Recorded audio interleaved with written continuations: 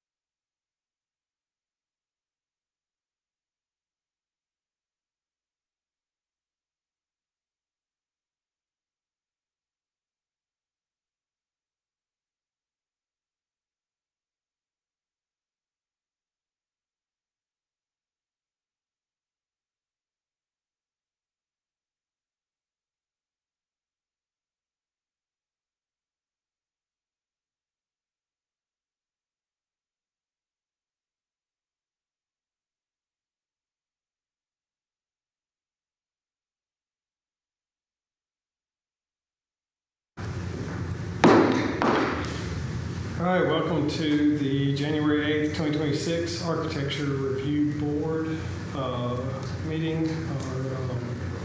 We do not have any official COAs tonight, so we'll not be reading our usual introduction. We'll go on to the second item, which is the approval of our minutes from the November 13th, 2025 meeting.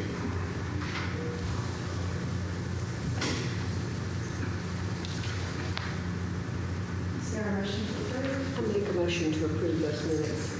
Okay, do I have a second? Any further discussion? All those in favor? Aye. Opposed? Okay, next item of business are expedited COAs since the November meeting. 616 Moulton, this is replaced an HVAC unit with mini split. 435 Jackson, new roof. 616 Moulton, both a new French porch light and replacing kind garage siding and trim. 814 Gordon, replace in kind rock sill plate and nosing. 616 Moulton, add wood stairs to side and rear of house. Those are not on public view. 608 Ferry, amend April roofing COA to address some additional rock that they found. 616 Moulton, replace roofing material on a flat roof porch. 616 Moulton, replace garage door. 302 Lafayette, remove vinyl siding from garage and replace any damage in concrete wood. 302 Lafayette, demo of your porch foundation. There was a non-historic porch foundation that was sitting there with literally just a brick outline. And 632 Moulton, roof. Any questions or discussions on those? Okay, our next item is, with the new year comes elections. So we have the elections for a new chair and vice chair. The terms last for 1 year with a 2-year maximum.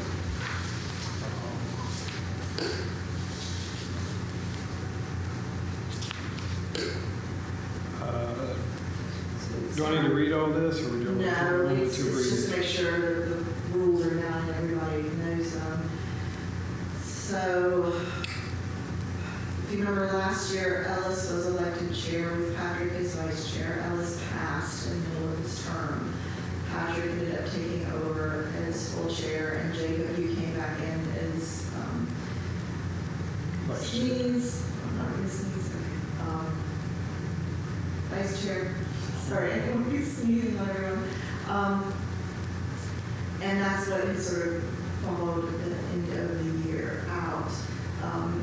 Patrick, with his workload right now, he works for a government agency. He would rather not remain in the chair position.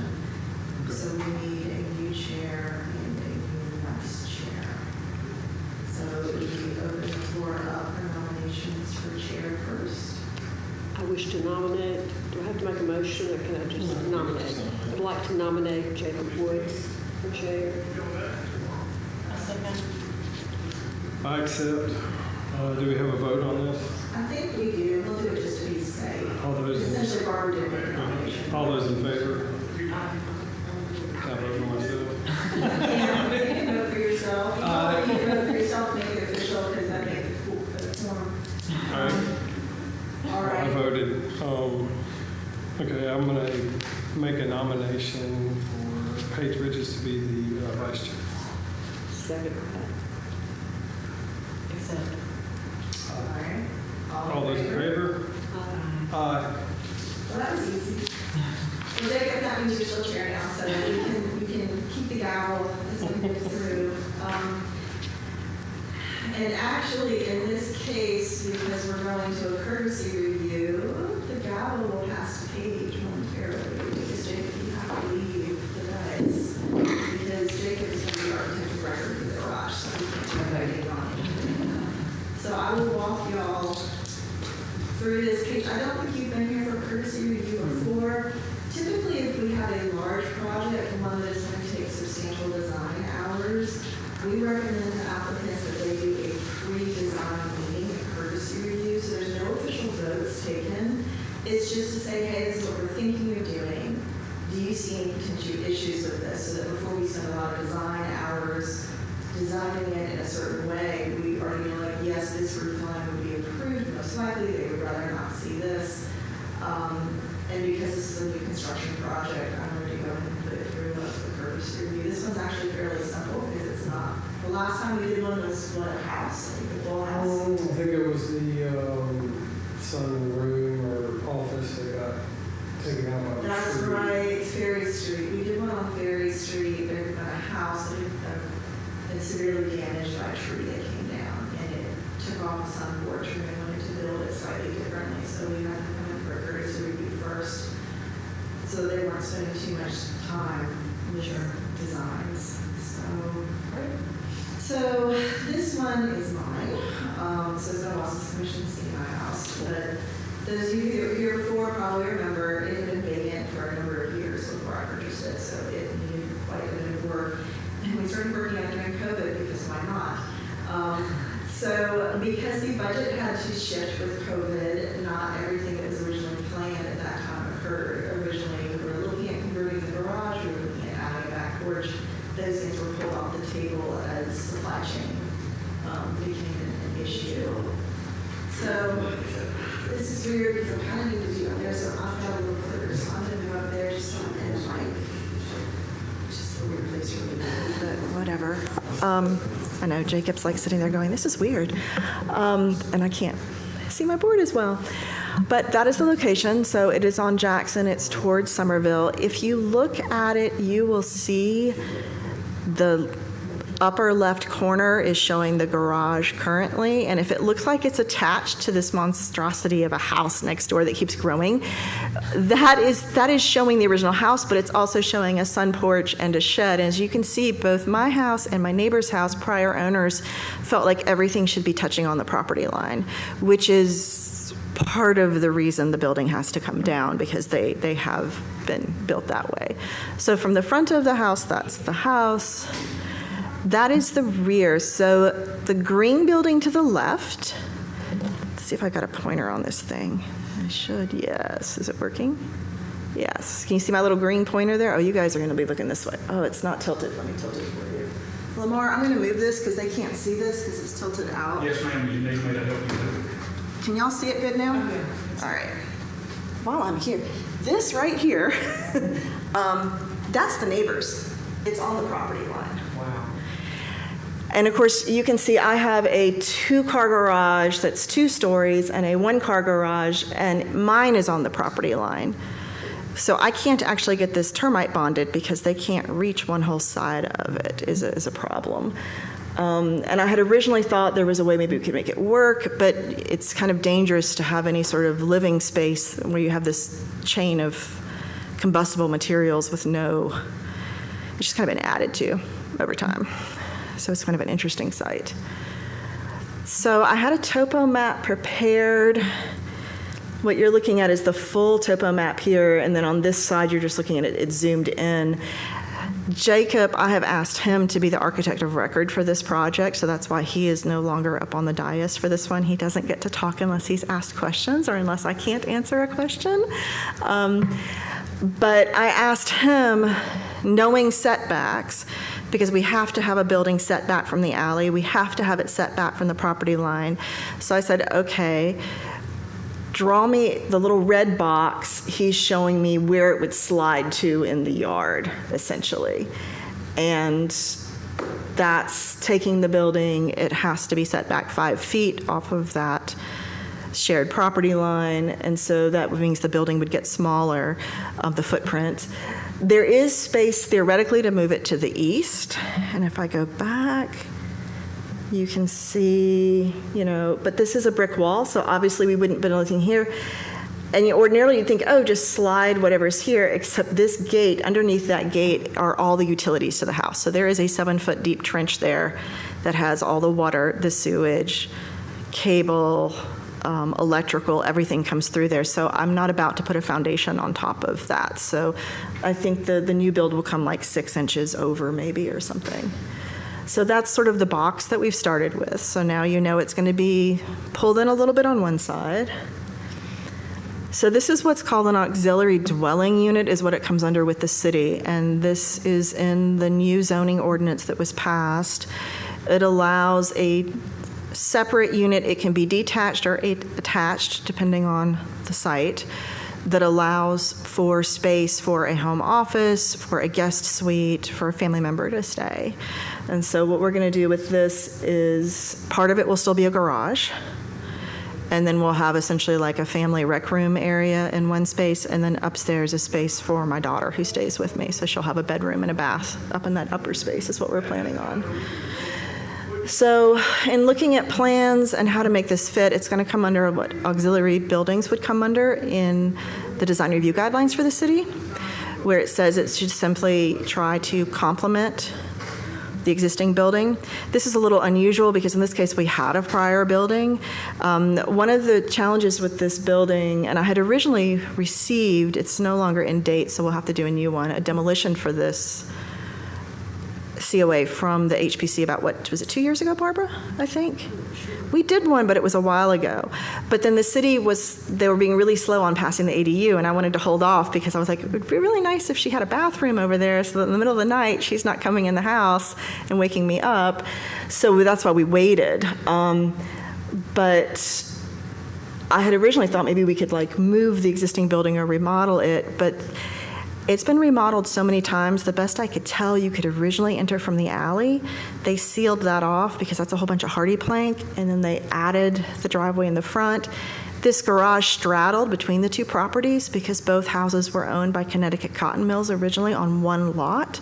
So when Connecticut Cotton Mills decided they were no longer going to provide plant housing for the manager and vice manager of the plant, they divided the property into two pieces, one for each house, and then somebody had to take the garage. So it was put on skids and pulled over onto my lot. So it is resting on cinder blocks. And I'm pretty sure that the termites holding hands is what's keeping it together some days, because when they pulled it over, it's below grade. So anytime it rains, all the water from the alley pours in one side because it's lower than the alley.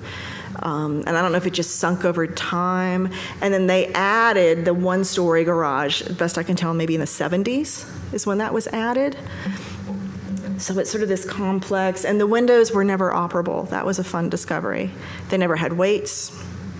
You could hold them up with a board if you wanted, but it's not even like they were missing their pieces, like they were never put in. It was originally used as a dwelling. It had its own address. And I am guessing it was a servant that was shared between the two households because it was a company. Both were company properties. So what we're looking at then is still keeping the rectangular plan, a full 2 stories. So right now it's like 2 stories and then a 1 story, but this would just be 2 stories only. The roof, architectural shingles that would be matching essentially what's on there now, which is what matches the house. Siding, fiber cement, I need to figure out the best manufacturer and what the profile will be. I don't know if they make boards as wide as the ones that are on the house, so we might sort of replicate something closer to what's on this now in terms of the overlap. Windows, double hung clad and probably some fixed, but we need Jacob and I need to move a little further on the design for that. There won't be a lot of windows in it. There'll probably be like maybe 4. And for the doors, it's probably going to be a mix of glazed and solid. Like a door that goes from the garage to the alley would be a solid core door. Whatever door becomes the entry for the ADU is probably going to have, maybe half glazing in the upper portion, mimicking that rhythm you see with a lot of the historic houses where you have glazed upper portion and lower portion solid. So that is the current sort of thought process on that. If you have any concerns about this in terms of materials or massing, this is the time to discuss it so that I can work with the architect to make sure we're going down a path that is going to be supported. So there's currently no fence behind the existing building, right? The building the building is the fence. It sits on the alley. But you're going to move it up? So when it gets moved up, we're thinking at this point 5 feet. We need to check turning radiuses. There'd be a 5-foot panel added. So this gate would no longer function as a gate. We'd probably make this a solid wood fence, and it would turn 5 feet up this side to counter where it moves. It'd just be a small privacy. This column is probably not going to survive demolition. It's standing by itself. It's the brick anchor for the other portion of the gate, but I can't, the building is almost built on top of it. And what we would do, is we would move the gate. When this gets pushed back 5 feet, we would move the gate there, because then you're going to have a 5-foot concrete pathway between both properties. That's the place to put the access gate to get to the alley. So, and the neighbors will probably use it as well. I mean, right now I don't know, you can't see in this picture, we have a gate between our 2 backyards because our dogs like to play. So right now we're like, okay, how can we make like the dog play area bigger? So, so we go back and forth between those 2 yards already. Yeah. Any questions before I go to the next stage?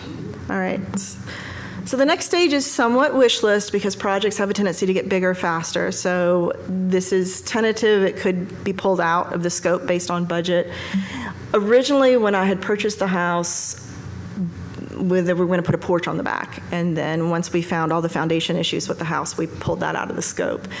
So this would be a 1-story screen porch. It would start right about where this little deck does, and then it would end, come on, my battery's having a hard time here. It's like it doesn't want to, it's like it comes and goes. All right, I'm going to go stand over here. It would end right about there. So these are living room windows. That way it would not impede with them. This is the laundry room. So it would basically go from the back door to here. And Jacob's job is to figure out how to make those 2 roof lines work with the porch. So it would be a shed roof coming off of it. In terms of how far out it would come, you can see there's a concrete sidewalk there. That's probably approximately where it would terminate. In terms, that would give it enough space to put the table and chairs that you see down there within a screen porch and still have space to move around them when they're pulled out. And that would also solve some of the problems with there's really excessive wear on that kitchen door because it's very exposed to the elements right now. When I purchased the house, there was a small enclosed porch on the back. It pretty much just came off of that little bump out, and they had a washer dryer there. I removed those because the washing line froze every winter because it was outside, and we put those in the house. But that porch was from like the 1960s, and it had rotted pretty severely, and so it came down. But we didn't get to put anything back in its place, really, other than just a stoop. Decking will most likely be wood. I do want to look into Aeritus. Barbara, you remember Aeritus. Paige, you weren't here when we had that discussion. The board a couple years ago looked at alternative building materials. Aeritus is a composite floor decking. It's used at Oak Alley, the National Landmark site, and it's so good. I did not realize I was not standing on wood when I was there. I called their director a couple weeks later, and I was like, okay, I thought you had just put in a new wood floor. It turns out this is composite. We looked at samples. We had the distributor send us samples. The board voted to approve them on porches. The challenge is there's not a distributor in the area. So Ellis Chenault actually looked at using it to replace 2 back porch steps, maybe 3, and it was going to be $600 because he had to have it specially shipped in. So he said, never mind, I'm going to go with wood. So what I need to find out is, what is its cost point with traditional wood, and is it available here? Because it was not available in this region when Ellis checked. Even though our sales rep we were working with was in Mississippi, but there was nowhere locally that was stocking it. So it became sort of it's great, we would approve it, but it's impossible for most people to get. So I'll probably see if it's viable, just because it would be nice to have a material that could withstand. And I actually had a long discussion with the preservation contractor that did most of the work on this house about what he would recommend. Like, what would you recommend? Like some sort of synthetic material for the siding? And he's like, if you're building new, he's like, the current wood, he goes, go with a synthetic. So I had a long conversation with him about that, and with Aeritus as well. Also the driveway. So this driveway is, the best I could tell, the garage was originally entered from the alley and not here. This is not a regulation curb cut. It's the throat is really narrow. It actually did about $1,000 worth of damage to my car a couple years ago because you can't get out of it very easily because it's so narrow. So the driveway right now extends all the way down to the garage. I want to pull most of it. It's a lot of concrete. It's very highly visible. So terminate it around the chimney. It's going to depend, Jacob will work with me, it's going to depend on the topo because the grade really starts to shift, so we have to find the right place to shift it and stop it. So somewhere around the chimney it will terminate, and then pull all the solid concrete into a ribbon driveway with exposed aggregate, and then widen the throat a little bit so that it makes more sense.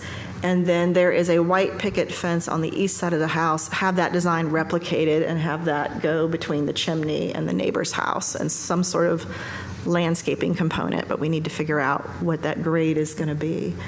That sounds like a major improvement. Everyone's like, you're going to pull a driveway? I'm like, I hate that driveway. And then I have one friend that's like, you never park in your driveway. I'm like, yeah, I did it once and I had a $1,000 repair bill in my car. I'm not parking in my driveway again. Somebody else can park in my driveway. And then lastly, the front sidewalk and the railings. The railings are probably circa 1950s, 60s, but they have reached, you can really see with that detailed picture, the part of the cap is missing, which means all the water has gone in, so it has expanded and corroded, and there's no way to fix that. I've been told that exact same design I can get, and historically, the 19 houses from the 20s, they didn't have railings, and if they did, it was like a steel water pipe. Like our idea of pretty metal railings, they just didn't do. So that's why most of our neighborhood ones are from the 50s. So I would just have these pulled in with exact matches. Possibly there's 2 on that front porch. Yeah, this thing. It's not, there we go. There's 2 right there on that front porch. Probably have them replaced as well. They're in better shape. And possibly the sidewalk. So right now the sidewalk is aggregate concrete, but it slants, so when it rains, all the water pools up right in front of the porch because it slants down. So unless they have some magical way of pumping it up so it doesn't do that, while I've already got concrete people there redoing the driveway, I might say, okay, let's adjust the grading so that when it rains, all the water from the sidewalk doesn't roll towards my house. And let's pour a new aggregate sidewalk at the same time. So all of this is tentative again because we haven't figured out the cost of all of it. So my mom always said, like, champagne taste, ginger ale budget. So we'll have to work through some of the details. But that is the last thing that's being planned. So are there any questions, anything you guys would like to see once we come in with final plans, which, maybe March, if we're lucky? Yeah. So. I love what you've done with the house, and so I feel certain this is going to be just as nice. Thank you. I have no issues. Okay. Sounds great. Well, if anything changes, we will let you know why. And Jacob and I will start working on some presentation drawings and some plans. And I've already discussed with planning, I know there's a maximum size, and this will fit within what they allow. It's smaller than what would be allowed, so I'm good on that end too. So, thank you. All right, so Jacob, you didn't have to answer anything. You're good.